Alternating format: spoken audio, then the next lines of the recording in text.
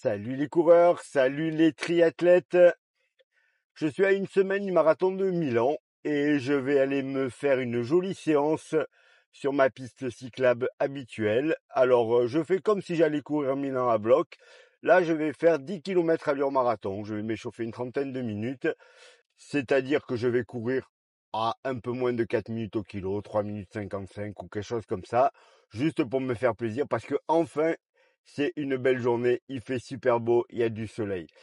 À ce propos, sans citer personne, j'ai vu passer un titre de vidéo d'un youtubeur course à pied où il parle d'affûtage et puis dans les titres, alors j'ai pas vu la vidéo, hein, donc on va être clair, dans les titres je vois choisissez votre allure en marathon pendant l'affûtage. Alors, je ne sais pas si c'est le conseil qu'il donne dans la vidéo de choisir son allure marathon au moment de l'affûtage, c'est-à-dire à 10 jours de la course. Bien entendu, je vous l'ai dit et répété, votre allure marathon, vous l'avez choisi il y a très très longtemps et vous l'avez bossé à mort pour que cela devienne une allure qui soit le plus économique possible en course, pour que ça soit une allure que mentalement vous maîtrisiez complètement. Il est hors de question de changer d'allure marathon en s'approchant de la course, et même si vous avez fait les progrès du siècle dans les derniers mois. Gardez ça pour votre prochain marathon, là c'est terminé. La seule chose qu'on a le droit de faire, c'est de rajouter du temps, au contraire, si on se sent pas prêt, si on a fait des tests, si on a fait un test allure semi, comme je le conseille, à 3 semaines de la course, et que vraiment ça s'est pas bien passé, vous pouvez rajouter du temps. Mais jamais on enlève du temps au dernier moment, hein. C'est bon pour aller se casser la figure complètement. Je ne sais pas du tout si c'est ce qu'il préconise à l'intérieur de la vidéo, mais si c'est le cas, je vous conseille vraiment de ne pas suivre ce conseil-là. Ça m'étonne un petit peu parce que c'est quelqu'un que j'aime bien, mais là, j'ai vu le titre et j'ai pris peur. Donc, moi, 10 km allure marathon. Alors, est-ce que je fais ça d'habitude? Oui, je fais toujours ça d'habitude. J'aime bien faire 10 km allure marathon juste une semaine avant et je vais même refaire 5 km allure marathon le mercredi avant la course. Alors les 5 km allure marathon que je fais moi le mercredi avant la course, je les fais sans regarder ma montre la plupart du temps, juste pour vérifier que j'ai bien mémorisé l'allure. Pour mes coureurs, je leur fais plutôt faire 6 fois 1000 mètres ou 4 fois 1000 mètres en fonction de leur niveau. Pareil pour qu'ils maîtrisent l'allure, surtout pour les départs. Il va y avoir tous les marathoniens à Paris avec les Champs-Élysées au départ.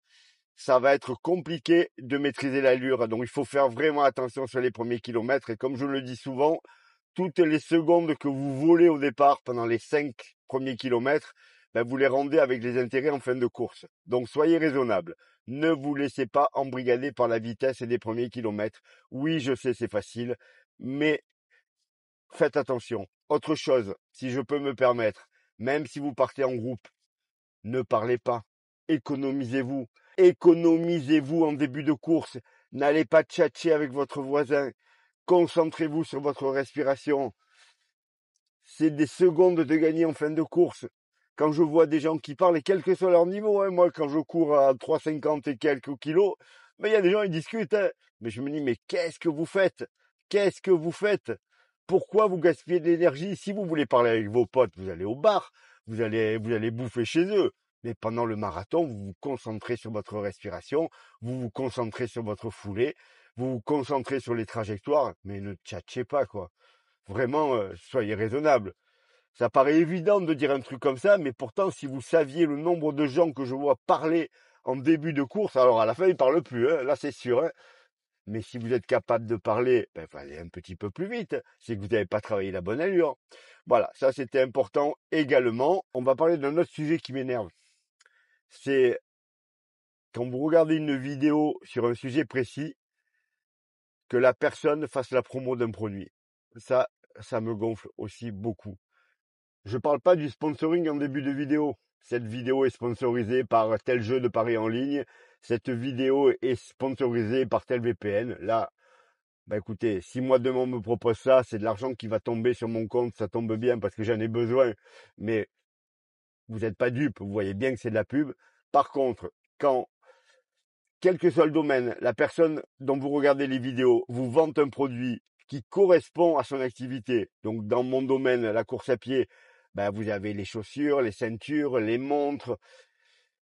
Et quand vous savez que c'est du sponsoring, moi, ça me gonfle. Surtout quand on sait très bien que les personnes qui parlent d'un produit ne l'utilisent pas eux. Je vois des influenceurs qui parlent d'un produit et quand on voit les vidéos où ils sont en train de courir, ils ont absolument pas le même produit. Que ça soit au pied, que ça soit les ceintures, que ça soit n'importe quoi. Donc franchement, faites pas ça les gars, faites pas ça. L'autre jour, j'en ai fait rire certains parce que j'ai mis la facture de mes chaussures Saucony. Mais c'était pour que vous compreniez bien que je faisais pas la promo de la pompe Saucony. Je l'ai testé, je l'ai trouvé bien, je vous en ai parlé, même au début, je vous ai dit qu'il y avait des choses qui me plaisaient pas trop, etc., etc.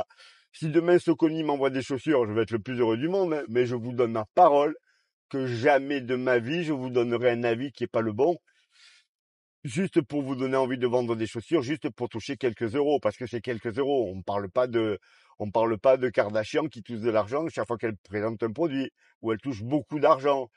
Là, c'est quelques euros. Donc, pour quelques euros, non, on se vend pas. Je suis désolé. On ne dit pas qu'on utilise telle ceinture qui est trop bien, alors que sur les vidéos, on voit bien qu'on l'utilise pas. On ne dit pas que ces pompes, elles sont trop géniales, alors que jamais on courra avec.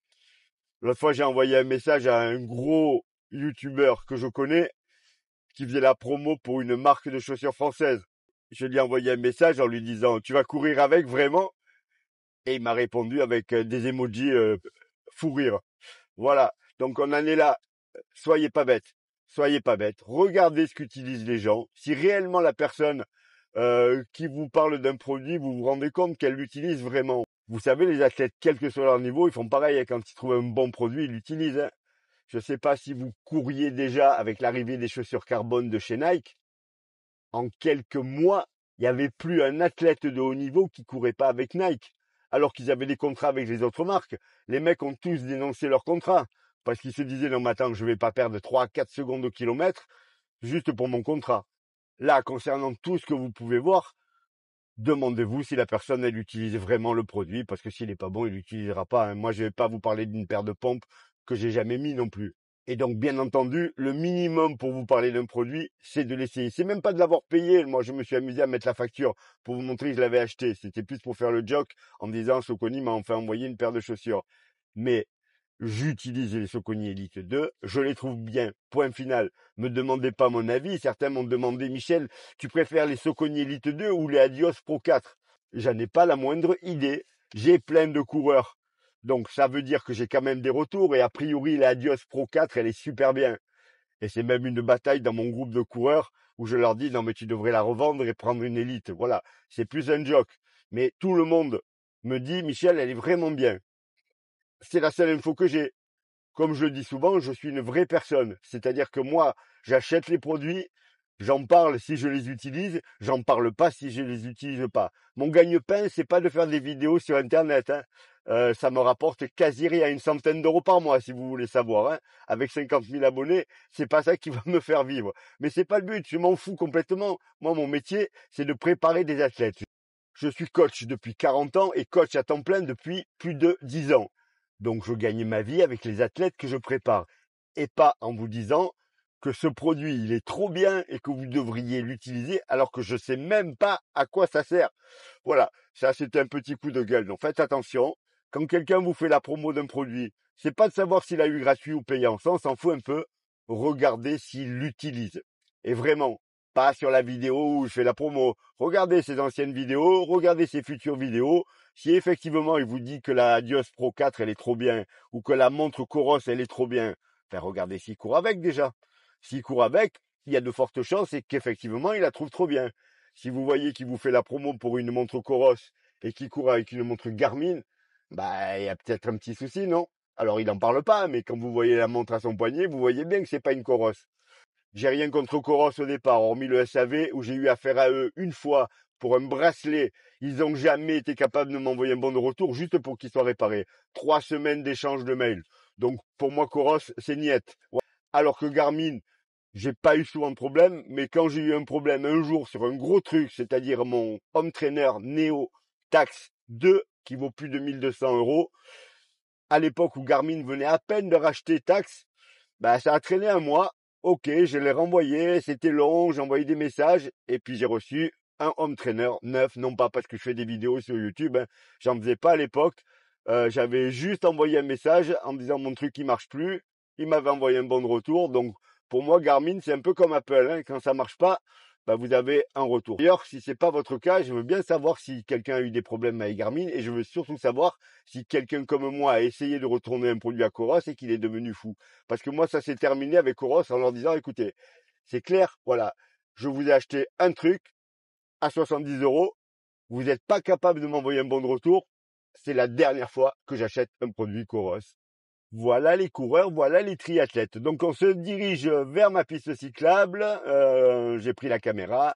Je pense que j'ai pris le support. Donc je vais pas la mettre dans la ceinture et l'allumer sans faire respect comme l'autre fois. Vous devriez avoir des images de ce petit 10 km. Et puis voilà. Donc rien d'extraordinaire non plus. On se retrouve après la séance pour le débrief comme d'habitude. Vous voyez le beau temps qu'il fait? Je suis en short.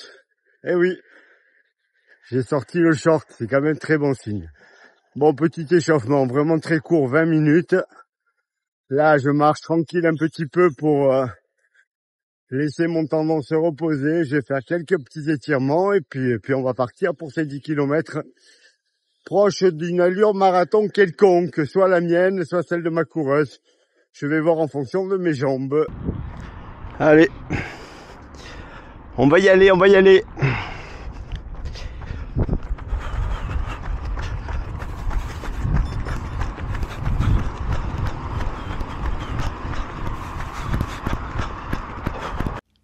Alors aujourd'hui, il y a vent défavorable sur la partie faux plat descendante. Alors quand je vous parle de faux plat descendant, c'est vraiment un petit pourcent et pas tout le temps en plus. Donc je me cale tout de suite à mon allure marathon à moi finalement. Je vais courir en 3,50 assez facilement dans cette partie-là. Là, vous avez le premier kilomètre. Je pense que je vais passer en 3,50 au premier kilomètre. Et je me rends compte que je suis plutôt bien. Donc je décide de faire la totalité de ces 10 km à cette allure. Donc vous allez avoir dans un premier temps le premier kilomètre. Je vais éteindre la caméra. Puis vous allez avoir kilomètre 5 et kilomètre 6 il me semble, où vous allez voir que je maintiens l'allure sans trop de difficultés de toute façon. On va passer au 5. Je suis plutôt à mon allure marathon à moi. Donc vous avez vu que ma fréquence cardiaque elle est un petit peu plus haut, mais là c'est toute la partie montante que je viens de terminer. Et au niveau de l'allure, je suis même assez rapide, je trouve. Je m'amuse un peu, je me fais plaisir. Je profite des premières belles journées où je reprends vraiment beaucoup de plaisir à courir. Vous allez avoir donc la kilomètre 5 et le kilomètre 6. Et dans le dernier petit morceau de la vidéo, les 500 derniers mètres, où vous allez voir, je vais me lâcher complètement puisque je vais finir à 3,35 je pense, alors que ça monte et que c'est de plus en plus dur. J'ai fait les 10 km en 38 minutes 50 il me semble, donc plutôt sympa. C'est mon allure marathon normale. J'ai absolument pas le niveau pour faire ça tout seul, hein, et aller faire mes 42 km entièrement. Là, j'ai juste le niveau pour m'amuser sur 10 km. Mais ce qui est bien, c'est que je sens que la forme revient et que dès que je vais attaquer une préparation, je devrais pouvoir faire quelque chose de très sympathique. Comme je vous le disais, il y a de fortes chances que j'essaie de me trouver un marathon fin mai pour essayer justement de tirer parti de cette forme-là. Allez, les 520 minutes. Bon, comme vous pouvez le voir, là, c'est plus du tout de la fréquence cardiaque allure marathon. Ça monte, j'accélère, le vent a tourné, donc j'ai le vent de face en plus. Je me fais juste plaisir de finir un petit peu vite. Je suis quasiment pas très loin de ma fréquence cardiaque maximale qui doit être à 185. Mais c'est vraiment pour me faire plaisir avant de finir cette séance. Donc comme je vous le disais, avec un 10 km en 38,50 environ. Bon, vous l'avez vu, le dernier kilomètre, je n'ai pas du tout respecté aucune allure. Je me suis fait plaisir d'accélérer. Ça montait en plus. Petit vent aussi. Voilà, non mais les jambes sont plutôt bonnes. Je pense que j'ai dû courir un peu moins de 39 minutes. Écoutez, franchement, je suis plutôt content. Je sens que la forme est là. Si je sors du marathon de Milan pas blessé, ah bah je vais pouvoir attaquer une vraie prépa, je pense, pour faire une jolie perf. Je regarde les chiffres sur ma montre et je vous fais le débrief après le footing de récup.